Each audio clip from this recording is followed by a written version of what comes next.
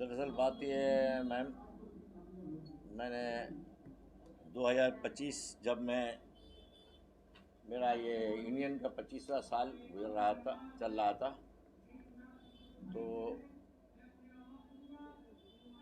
मैंने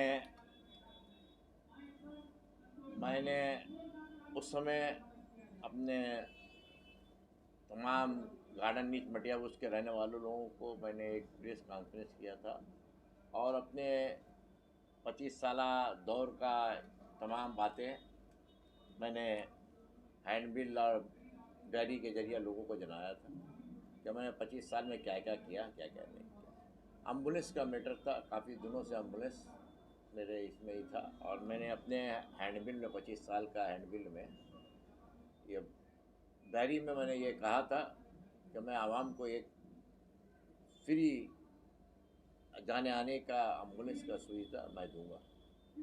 इस एम्बुलेंस में किसी का एक पैसा नहीं लगेगा आने जाने के लिए। 24 आवर्स ये एम्बुलेंस आप लोग के सेवा के लिए, यहाँ के आवाम के सेवा के लिए चलता रहेगा। कोई वार्ड एक नहीं, सभी वार्ड के लिए यह है, चाहे वो कहीं का भी ये हो, गार्डन नीचो, मटिया बूचो, खिदिरपुर अंचल, बेला, जहीं के भी खिदिरपुर के लोग हो, कहीं भी उनका कॉल आएगा हमारा आदमी के पास, हमारा ड्राइवर के पास, संग उसको उसके लिए, उसकी सेवा के लिए दिया जाएगा। ये एम्बुलेंस का ख्याल आपके मन में क्यों आया? ये चार्जेबल रहेगा?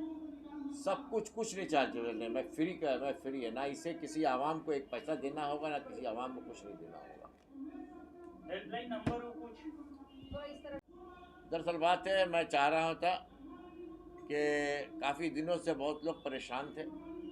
इस वार्ड के अंदर में सभी वार्डों में सभी लोग अपने अपने वार्डों के लिए इस्तेमाल करने के लिए रखा है, लेकिन उस तरह का जिस तरह का होना चाहिए उन्हीं वार्डों के लोगों के लिए, उन लोगों को ऐसा नज़रअंदाज मुझे किया जा रहा है।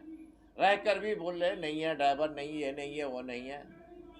लेकिन मैंने इन तमाम चीज़ों को देखते हुए मेरी शौक़ यही हुई कि मैं एक एम्बुलेंस में रखूँगा जो 24 घंटा यहाँ पर 2 ड्राइवर के साथ, और यहाँ पर मैं एक डॉक्टर का भी इंतजाम किया उस एम्बुलेंस में कि फर्स्ट एड की ज़रूरत पड़ेगी, ऑक्सीजन की, सलाइन की, किसी मरीज़ को इमरजेंसी की ज़रूरत पड़ेगी तो वो एम्बुलेंस के साथ में जाएगा और वहाँ पर ड्राइवर के साथ मिलकर उसका हेल्प करके उसे वहाँ पर उसे हॉस्पिटल तक पहुँचाएगा। के लिए आपने जो वादा किया है अपने हैंडबिल्स या फिर डायरी में, उन सभी वादे को आप पूरा करते हुए नजर आ रहे हैं।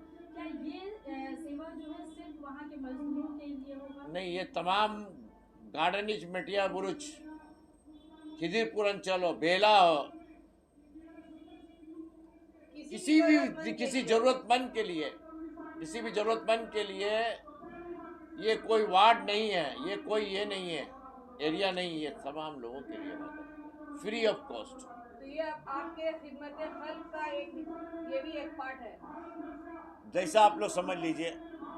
देखिए, अल्लाह ने मुझे इस नवाजा है कि मैं आज 26 साल चल रहा है, 25 साल हमारा गुजर गया है, ये 26वां साल लगा है। मैंने अपने मजदूरों के लिए जिस टाइम मैं ये यूनियन किया था, उस टाइम मैं ये सोचा नहीं था कि मैं इतना दूर तक पहुंचूंगा। अल्लाह ने मुझे इतना दूर तक पहुंचाया, क्योंकि सीपीएम का जो दौर गुजरा है, बहुत कठिन दौर से मैं गुजरा हूँ, क्योंकि यहाँ पर सीपीएम के गट्टार नेता दिलीप सेन, नागेश सिंह, खोकन बरा जैसे लोग के सामने मैं खड़ा रहा, क्योंकि वो लोग कभी नहीं चाहते थे कोई भी आदमी इस गाड़ी मटियाबूस का कोई भी बच्चा यहाँ से उभरे ना।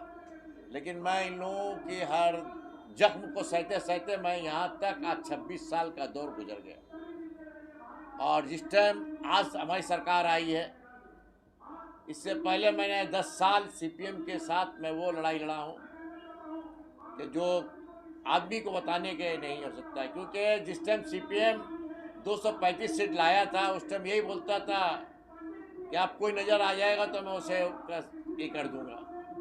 तो मैं खुलेआम एक बात मैं खुलेआम बोलता था कि भाई मैं अपने मजदूरों के लिए रोड पर था, रोड पर हूँ और रोड पर ही रहूँगा। अगर मुझे ज़रूरत पड़ेगा, अगर मुझे ज़रूरत पड़ेगा तो मैं अंसारी जो है जीआरएसी का आइडेंटिटी उसी का सेक्रेटरी है और सोशल वर्कर है। इन्होंने बहुत काम किया है और यहाँ एम्बुलेंस का बहुत ज़रूरत है। हमारा वसीम अंसारी का भी एक एम्बुलेंस है, उसके बाद शमीम भाई का जो एम्बुलेंस होगा, इससे यहाँ का आदमी को बहुत फ़ायदा मिलेगा। ये एक गैदरिंग एरिया है दादा, मटिया बुरुज, खिदिरपुर और गार्डन ब्रिज जैसा अंचल। ऐसे में एम्बुलेंस की कमी काफ़ी ज़्यादा किल्लत भी देखा जाता है और ये सबसे बड़ी बात है कि फ्री ऑफ कॉस्ट है ये एम्बुलेंस।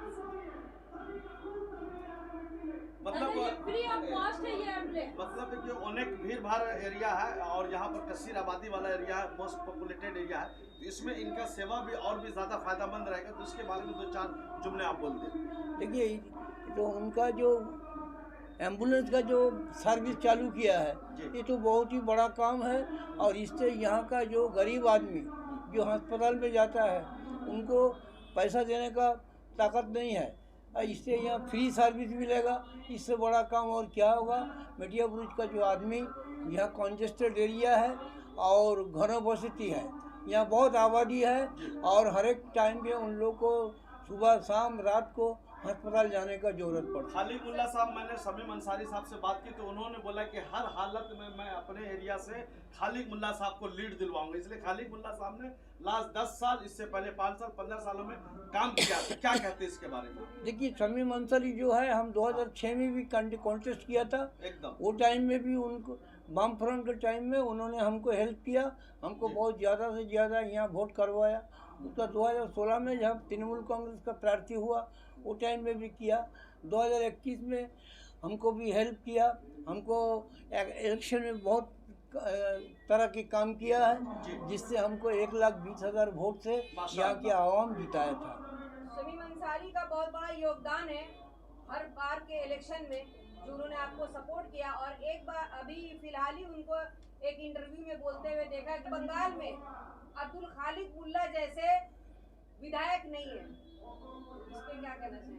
देखिए, इसमें कहने का क्या बात है, हम आवाम के लिए काम करते हैं, ये पब्लिक का कहना है। वसीम भाई, शमीम भाई हमको जानता है, इसलिए वो बोलते हैं। हम सीधा साधा आदमी हैं, हम कोई हाई प्रोफाइल का आदमी नहीं है। हर एक से हम मिलते हैं, हर एक से बात करते हैं, जो भी आता है हम उनका बात सुनते हैं, काम करने का कोशिश करते हैं, इसलिए उन लोग एक बात बोल सकता है। दादा, अभी इलेक्शन है, अगर सक्सेस हो जाते हैं तो शमीम अंसारी या फिर इलाके के लिए और क्या क्या करेंगे? क्योंकि एम्बुलेंस जैसी सेवा हो या फिर जीआरएसी के लिए, जीआरएसी वर्कर्स के लिए जान देते हैं शमीम अंसारी। देखिए, शमीम अंसारी आज बहुत दिन से हमारा जीआरएसी में, अब जब कांग्रेस का टाइम था वो टाइम में भी सेक्रेटरी थे, अभी अब तृणमूल का टाइम आया, आइडेंटिटी उसी के, उन्होंने यहाँ का सेक्रेटरी है। हमारा मंत्री बॉबी हकीम का भी सपोर्ट है उनको, हमारा भी सपोर्ट है। और वही हमारे लेबर के लिए, यहाँ जो माइनॉरिटी एरिया है, बेकार नौजवान है, उन लोग को नौकरी देने का, उन लोग को रोजी रोजगार का बंदोबस्त कर देना हमारा शमीम अंसारी करते हैं और इससे यहाँ का नौजवान को बहुत फ़ायदा मिलता है। मीडिया वाले को दरअसल ये हमारे ट्रेड यूनियन के अंदर में आज एमएलए हैं, लेकिन ट्रेड यूनियन में इन्होंने 20 साल से हमारे साथ जुड़े हुए हैं। माशाअल्लाह। वाइस प्रेसिडेंट के हिसाब से हमारे अब्दुल खालिक मुल्ला साहब, वेरी गुड। वाइस प्रेसिडेंट के हिसाब से अब्दुल खालिक मुल्ला साहब हैं। हाँ, खालिक मुल्ला साहब हमारे आज से नहीं है, हमारे 20 साल। इससे पहले भी राम प्याराम साहब साथ में, हम लोग साथ मिलकर इस यूनियन का ये किया था मैंने कांग्रेस के टाइम में। हम आज तक का ना इन्होंने पीछे हटे, जो हमारे चले गए हैं राम प्याराम जी भी कहीं पीछा नहीं दिखाया। हम लोगों का पूरा ताकत संजोत बन कर है और सीपीएम के साथ हम लोग मिल के लड़े हैं, बात नहीं है। आज फराज हकीम की मेहरबानी से जितने भी लोगों को यहाँ पर, और खालिक मुल्ला हमारे यूनियन के तरफ से, इन तमाम लोगों की मेहरबानी की वजह से, इन लोगों की साहस, इन ताकत की वजह से यहाँ के मजदूर काफ़ी से ज़्यादा से ज़्यादा बेकार नौजवान यहाँ काम कर रहे हैं। ये सबसे बड़ा देन मैं अपने एमएलए साहब को देता हूँ। और हमारे सबसे बड़ा जो ये है हमारा फराज हकीम साहब जो चेयरपर्सन है, सचमुच वो एक काबिल तारीफ है कि हम लोगों का अगर इन लोगों का हाथ नहीं रहता मेरे सर पर तो मैं इतने दूर तक नहीं पहुंच पाता। बिल्कुल सही, गर्जन की जरूरत ये इन लोगों ने उस टाइम भी साथ दिया जिस टाइम पार्टी ने 15 साल का ही दौर आ रहा है, लेकिन 10 साल पीछे से इन लोगों ने हमारा साथ देते हुए है। आपने कहा कि सीपीएम के टाइम पे उभरने का मौका नहीं दिया गया, लेकिन टीएमसी में किस तरीके का बदलाव आपने देखा? देखिए, टीएमसी के अंदर में मैंने बदलाव देखा नहीं, मैंने एक ही चीज देखा, मैं वर्कर के लिए जो है जीता, मैं यहाँ के आवाम के लिए जीता हूँ। और इनका साथ, खालिद मुल्ला साहब का साथ हमेशा रहा, हर जगह पर ये मौजूद है। यानी आपकी कामयाबी में इनका भी बड़ा हाथ है। बेशक, कोई नोट, क्योंकि जब मैंने बुनियाद रखा था तो उस टाइम इन्हीं लोग की है इससे सरपरस्ती से मैं कदम को आगे बढ़ाया था। राम प्यारे जी मर गए, गुजर गए, उन लोगों ने भी भरपूर मेरा साथ दिया। सुब्रतो मुखर्जी भी हमारे यूनियन के ये थे, उस टाइम उन्होंने भी मेरा साथ दिया था।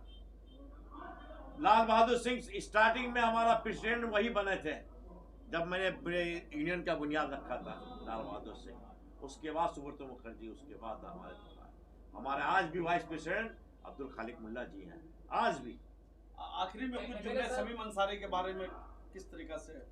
शमीम अंसारी के बारे में जितना भी बोला जाए कम है, इसलिए कि पिछले 20 साल 25 साल से वो लगातार जीआरएसी का आईएनटीटीयूसी का सेक्रेटरी रहा। और यहाँ के नौजवान जो बेकार नौजवान है, जो हमारा माइनॉरिटी एरिया का है, उनको कहीं नौकरी नहीं मिलता, उन लोग को यहाँ से रोजगार का बंदोबस्त कर दिया। हम लोग देखा जब काम करते हुए कोई किसी का देहांत हो गया, एक्सीडेंट होके मर गया, तो जीआरएसी का मैनेजमेंट से लड़ाई करके उन लोग को इकट्ठा काफ़ी रुपया देने का बंदोबस्त किया, उन लोगों को फैमिली को नौकरी देने का भी उन्होंने बंदोबस्त किया। इन्होंने बहुत काम किया है और इनका बारे में जितना भी बोलेंगे बहुत कम है, बहुत ही काम का आदमी है और ट्रेड यूनियन अच्छा लीडर है। बहुत बहुत शुक्रिया। सबसे अहम सवाल, जिन्हें अगर आपका फ्री एम्बुलेंस सेवा अगर आपको चाहिए होगा, वो आपसे कैसे रब्ता कायम करें? हमने बाकायदा हमने कह चुके हैं, मैं आप लोगों को नंबर में सबको मैं क्लियर कर दूंगा। हमारे एम्बुलेंस में यहाँ एक बोर्ड लगा रहेगा और एम्बुलेंस के जरिए पूरा फ्री डॉक्टर में इसका ड्राइवर का और यहाँ के जो बैठेंगे वो तमाम लोगों का नंबर रहेगा। ठीक है, शुक्रिया। आपको मीटिंग में भी जाना पड़ा, मीटिंग में भी बहुत बहुत शुक्रिया। अगर आप न्यूज कनेक्ट कोलकाता को फेसबुक पर देख रहे हैं तो हमारे पेज को फॉलो जरूर करें, और अगर आप हमारे चैनल को यूट्यूब पर देख रहे हैं तो हमारे चैनल को सब्सक्राइब करना बिल्कुल ना भूलें। धन्यवाद।